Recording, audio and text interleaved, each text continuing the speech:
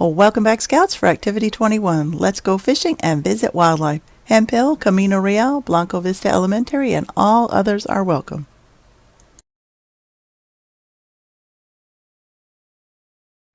For more fun activities at home, visit our YouTube channel, Sacred Springs Scout Reach.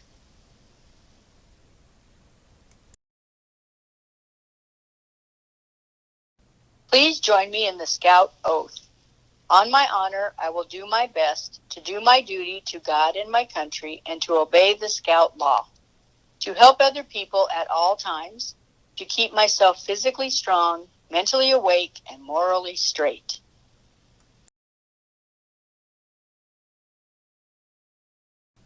Please join me in the Scout law.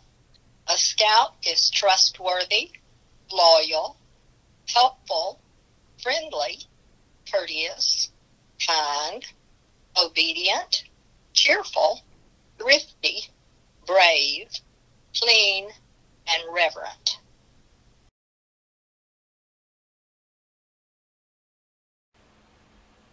A Scout is brave. A Scout can face danger although he is afraid. He has the courage to stand for what he thinks is right, even if others laugh at him or threaten him. A Scout is brave.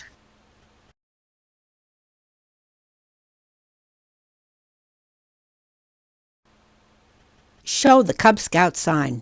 Tell what it means. Make the sign with your right hand. Hold your arm straight up.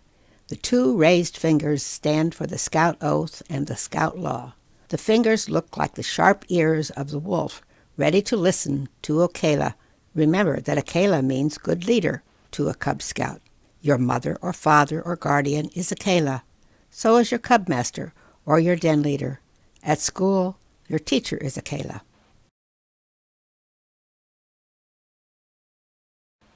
Say the Cub Scout motto. Tell what it means. The Cub Scout motto is do your best. A motto is a guiding principle and a rule for living. Do your best means trying your hardest, not just a little bit. Do your best all the time. Do your best in school and at home. Do your best when you play a game and help your team. Do your best as you work on your rank adventures.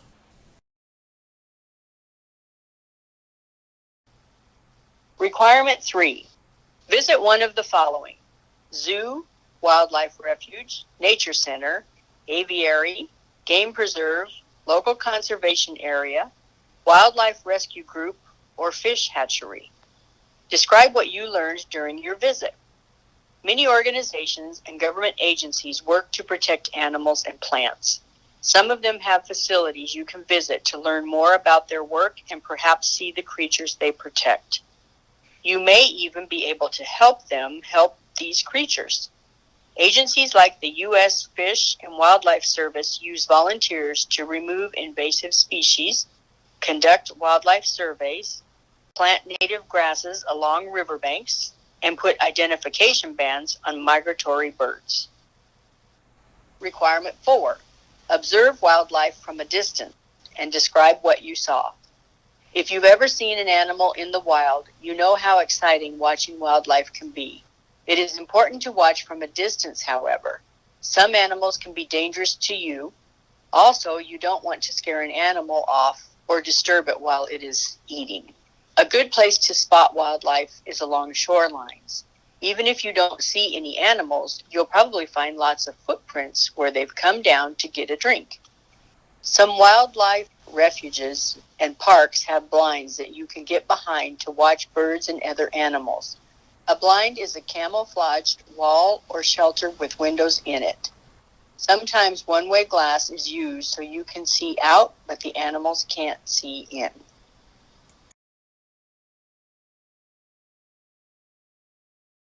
Visit the fish hatchery in San Marcos, Texas.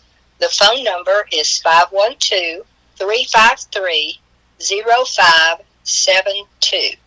A.E. Wood Fish Hatchery, 507 Staples Road, San Marcos, Texas, 78666.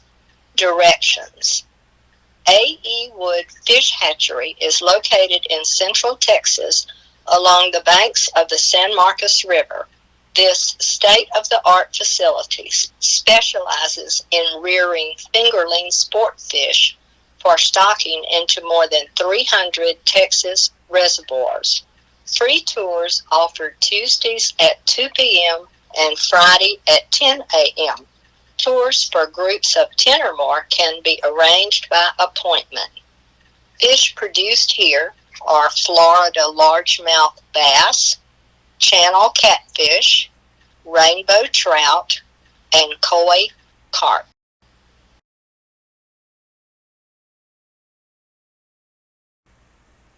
Natural Bridge Wildlife Ranch, African Safari, Texas style. 26515 Natural Bridge Caverns Road, San Antonio, Texas, 78266.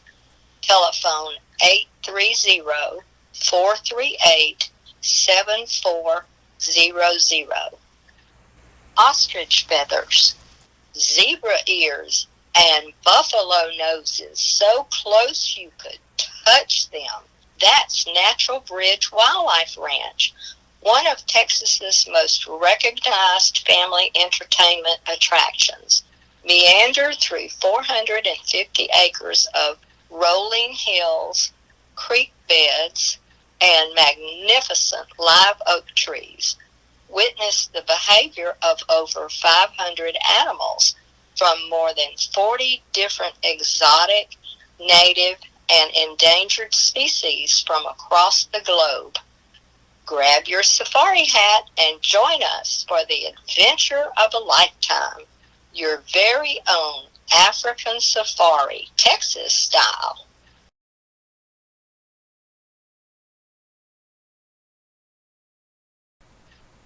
A bear goes fishing. Snapshot of adventure. Grizzly bears in the wild use their fishing skills to catch good, nutritious food. After you complete this adventure, you'll be able to do the same thing. You won't have to use your paws, however. Instead, you'll use a cane pole or a rod and reel. You'll also learn about the fish that live nearby and the rules that good fishermen follow. And who knows, you may discover a hobby that you can enjoy for years to come. So grab your tackle and let's go fishing.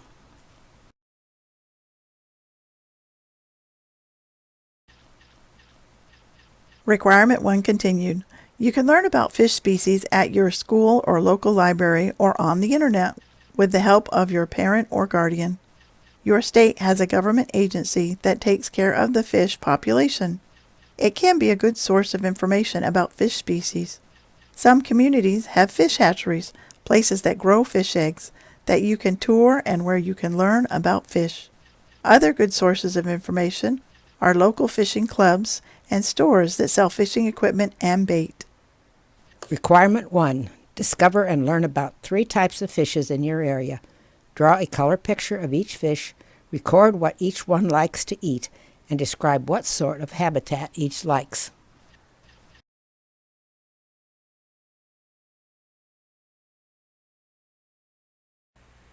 Requirement 2.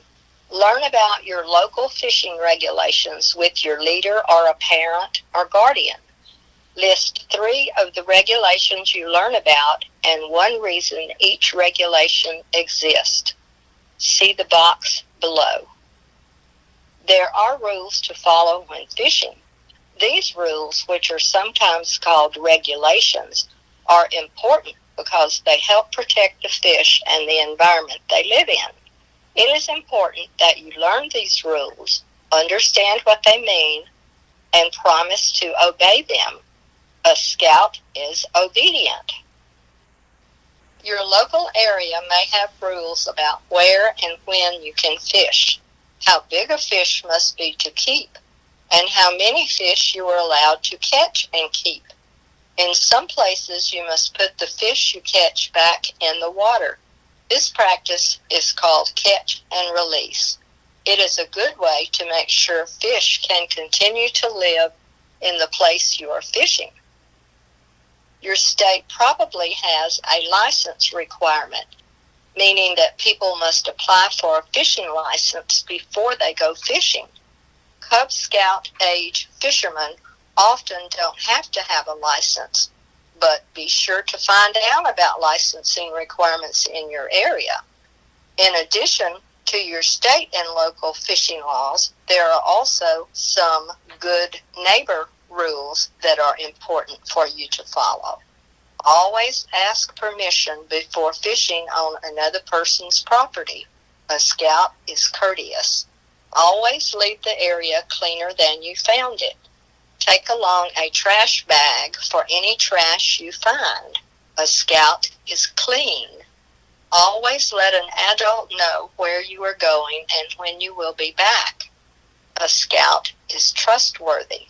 Do not intrude on a spot where others are already fishing, which can scare away fish.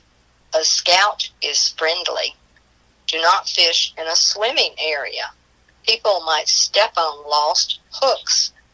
Decide with your parent or guardian whether you should wear a life jacket while fishing. A scout is obedient. Check the weather forecast before you go fishing and watch the weather while you are fishing. Never fish when lightning is striking in the area or when there is a possibility of flooding. Be sure the place you choose to fish is safe. Things to watch for include slippery rocks, a steep bank that goes to the water's edge, unclean water, debris left from previous high water, and a swiftly moving current. Be sure to discuss any other rules your family has so you will be safe while fishing.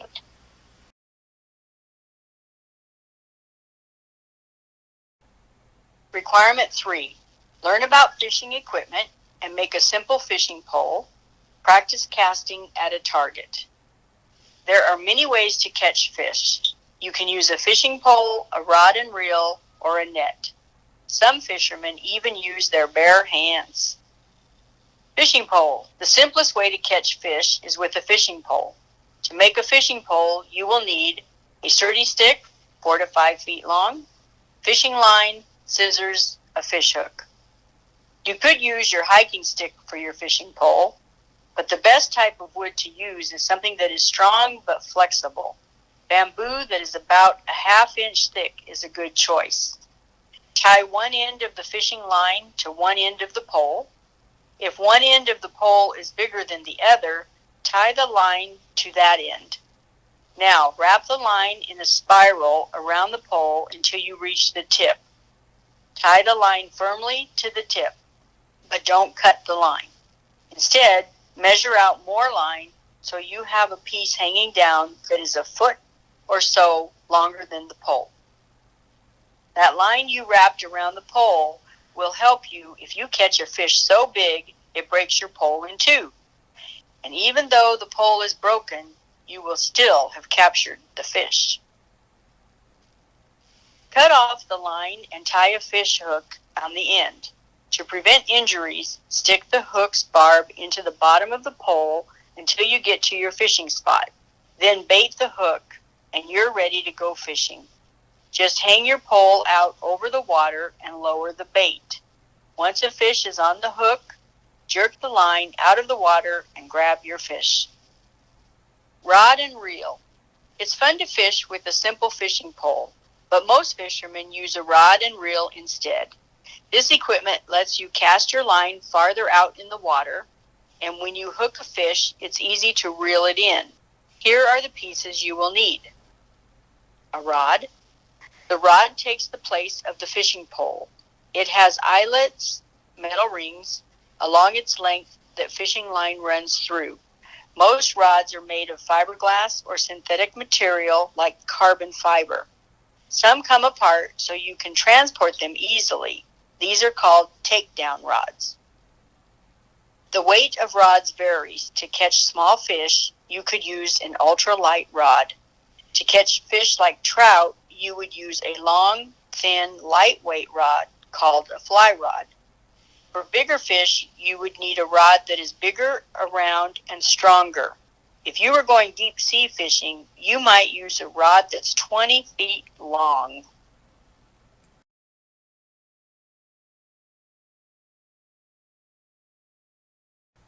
Requirement 3 continued. Reel. The reel connects to the rod near its handle. Inside the reel is a spool that your fishing line wraps around and around and around and around. From the reel, the end of the line goes up the pole through the eyelets before you add your hook or lure. To reel in the line, you turn a handle. To let the line go when you are tossing your line out on the water, you release a trigger. There are many types of reels. As a new fisherman, you might want to pick a closed-faced reel that has a cover to protect the line inside.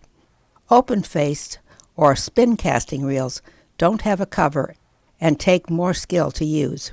Without practice, you can end up with something called a bird's nest, a big knotted wad of fishing line that is no longer usable. Fishing line. There are many types and colors of fishing line. Some line is meant to catch fish that weigh only 2 pounds. Some is meant to catch fish that weigh 10, 20, or even 50 or more pounds. Be sure to use the line that is strong enough for the fish you want to catch. Otherwise, a fish can break the line and get away. Bait. You will also need to have the correct bait for the type of fish you are fishing for. If the fish don't like to eat the bait you are using, they won't bite. Do you remember what you learned in Requirement 1 about the fish in your area? You will need to decide if you want to use live bait like minnows, worms, or crickets, or if you want to use artificial bait. There are many types of artificial bait. Some make noise in the water or spin around to attract fish. Some are designed to look like live bait. One special kind of artificial bait is a fishing fly. This is a lure that looks like a real fly. It sits on top of the water, waiting for fish to come up and bite. Some fishermen tie their own flies. If you are good with your hands, you might try tying your own flies one day. Tackle box. A tackle box is a good place to share your bait and other fishing supplies, called tackle, while you are traveling and while you are fishing. It keeps your tackle clean and organized.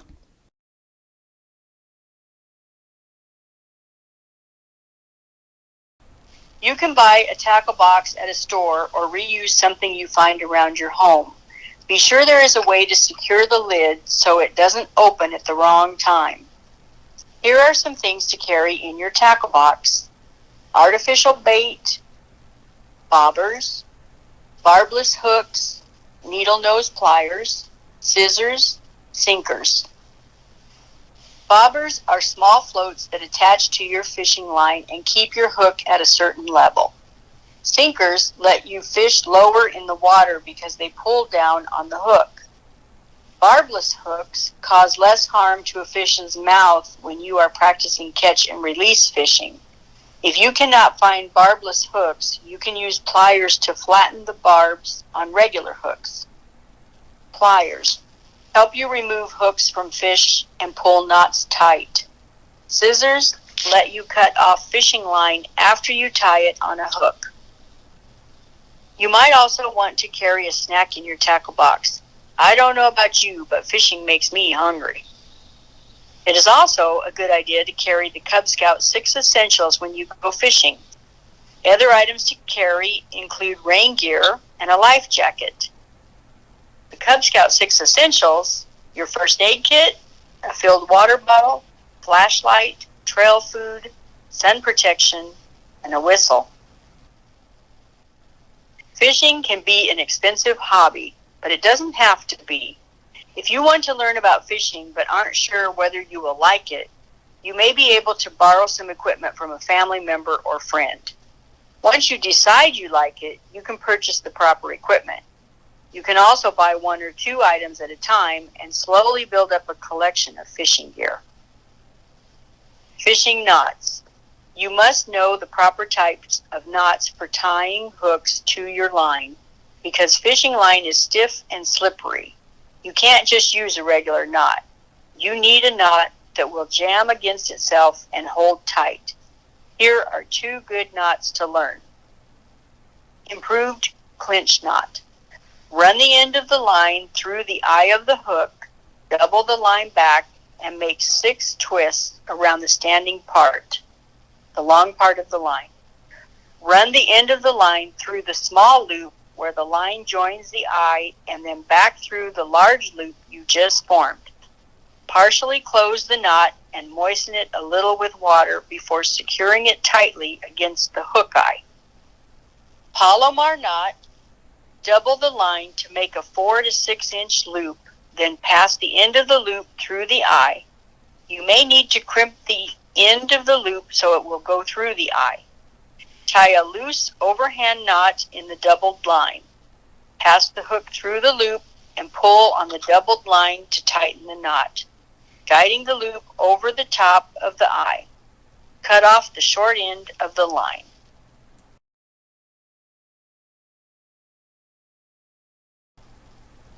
Requirement 3 continued. Casting. To practice casting, you will need a rod with a reel attached. Instead of using a hook, tie a sinker on your line so it will be heavy enough to cast. Place a target and practice hitting the target with the sinker. Do this until you can get closer to the target than you were at first. As your accuracy improves, move farther from the target. The time you spend practicing will help make fishing safe and fun. Requirement 4. Go on a fishing adventure and spend a minimum of 1 hour trying to catch a fish. Put into practice the things you have learned about fish and fishing equipment. It is fun to practice casting and to pick out fishing gear, but the real fun happens when you actually go fishing. Nothing is as exciting as watching your bobber disappear under the water or feeling the pull on your line as you reel in a big fish. Make a plan with your parent or guardian for where and when you'll go fishing. Spend a minimum of 1 hour trying to catch a fish. Remember all the things you have learned about fish, fishing equipment, and the rules of fishing. And remember that a scout is cheerful, even if you don't catch a fish. When my den went fishing last year, I caught a fish that was almost 2 feet long. Really? In fact, it was so big, my dad had to help me reel it in, and we almost broke my rod. We were practicing catch and release fishing, so we tossed the fish back in the lake.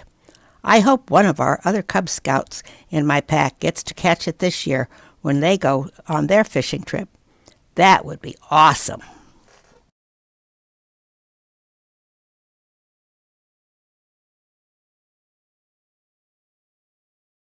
Hey there, Scouts. My name is Jason, I'm Dustin. I'm Satvik. and we're joining you here from Cincinnati, Ohio. Today we're going to do some fishing. But first, before you go out and do some fishing on your own, there are some skills that you need to learn and some things that you need to learn about to make sure that you're doing it safely and following the rules. So let's get started. About the different things you're going to need when you go fishing.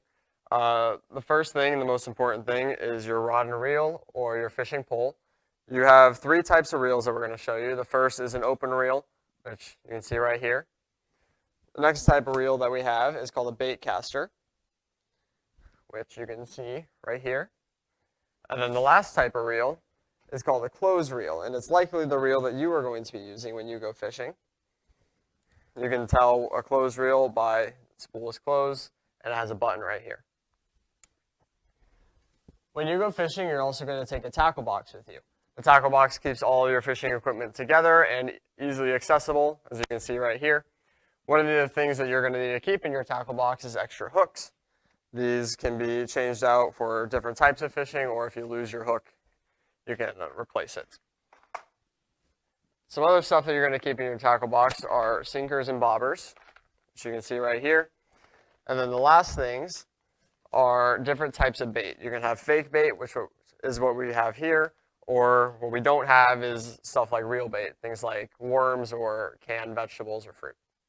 If you find that you're out and you wanted to do some fishing, but you don't have your own rod or reel, you can actually make one out of a stick and some fishing line. So I already went and got this stick off of a tree, but you'll see that it's pretty flexible. That's something that you want. If it's too rigid, it'll break. and it's roughly 6 feet long or so. So what I've done is I've taken some fishing line that I've got here on my reel, and I've tied it to the base. And rather than holding my stick this way and just dropping in the fishing line into the water, I'm actually going to wrap the line all the way up the stick, and wrapping it around as I go up towards the point. And you can do this with your own stick and your own spool of fishing line. Wrap it around, keep wrapping until you get to the top. And once I get to the top, just tie a quick little knot in it. Run a bunch of line off, and I'll cut this off. Now the reason that we wrap it from the top to the bottom is that way if I'm out there and I'm fishing and my stick breaks, then I still have the line to hold it. If I just had it tied out to the end, then if it broke, then I'd lose everything. So we'll go ahead and tie a hook onto this and try it a little bit later with try to catch some fish with it. Most of you guys will be using this closed reel rod. It's also known as a button rod, and this is a really good beginner rod, and I would recommend starting with this if you start fishing. And how you use this rod is there's this big button right here, and when you click the button and let go, if you click the button and hold it like that, it'll leave the bait or whatever you have tied on suspended in the air. When you let go, it'll fall. As you can see, this went down and it hit the ground. And in order to, this will still be open until you reel this back in. So the moment you reel that in, it'll tighten everything up and you can start reeling in the fish if you caught it. Next, in order to cast this, you want to hold the button down, and then you want to check behind you, toss it back, and then right when you release over here, you want to let go of the button. That way the lure goes. Just like that, and you release. And when you start off, you want to start by putting a target on land. You don't want to start in the water yet. You want to put it in land, and then you want to practice aiming for that target. And once you get experience with that, then you can start to move on to water and catch some fish. So hopefully you're ready now to go on your own fishing adventure with your pack, your den, or your family. You're going to go out, spend an hour or so trying to catch your own fish, right? But remember to take into account all of the skills that you've learned through this adventure. Remember to learn and abide by all of the rules and regulations in your area. And we hope that you spend some time learning about some of the fish in your area, where they live, what they like to eat, because that's going to make you more successful when you go out and fish with your family.